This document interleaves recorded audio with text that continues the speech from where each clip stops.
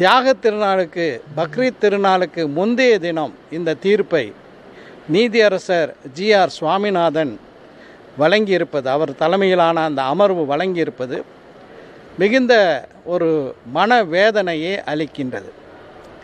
நீதிமன்றம் அனைவருக்கும் பொதுவானது. அவர்கள் ஒரு நீதி வழங்குகிறார்கள் என்றால் அந்த நீதி பாரபட்சம் இல்லாமல் எல்லாருக்கும் பொருத்தமான ஒன்றாக இருக்க வேண்டும். இன்றைக்கு நான் யாரையும் குறை சொல்வதற்காக சொல்லவில்லை. நீதிமன்றம் நடுநிலை தவறிவிட்டது, நியாயமாக பாரபட்சம் இல்லாமல் இந்த தீர்ப்பு வழங்கப்படவில்லை என்பதற்காக சொல்கிறேன்.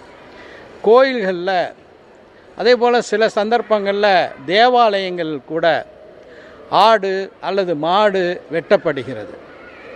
இப்போ மாடு வெட்டக்கூடாது என்று பக்ரீத் திருநாளுக்கு தடை போட்ட நீதிமன்றம் ஏன் கோயில்கள்லையும் தேவாலயங்கள்லையும் ஆடோ அல்லது மாடோ வெட்டக்கூடாது என்று ஏன் தடை போடவில்லை?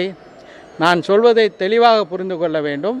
இந்திய அரசமைப்பு சட்டம் அனைத்து மதத்தினர்களுக்கும் அவர்களுடைய மார்க்கத்தை மதத்தை பின்பற்றுவதற்கு உரிமை கொடுத்திருக்கிறது. அதே போல தான் கோயிலில் திருவிழாக்களின் போது ஆடுகளை வெட்டுகிறார்கள் அல்லது மாடுகளை வெட்டுகிறார்கள். அதே போல் தேவாலயங்களிலும் இது நடக்கின்றது. இது தவறு என்று சொல்லவில்லை. ஆனால் சென்னை உயர்நீதிமன்றத்தில் நீதியரசர் ஜி.ஆர். சுவாமிநாதன் அவர்களுக்கு ஏன் பக்ரீத்தில் வெட்டப்படாத மாடுகளை மட்டும் பொது இடங்களில் வெட்டக்கூடாது அப்படிங்கிறது மட்டும் இல்லை, ஒருபோதுமே மாடு வெட்டக்கூடாது என்று முஸ்லிம்களை நோக்கி இந்த தீர்ப்பை கொடுப்பதனுடைய நோக்கம் என்ன?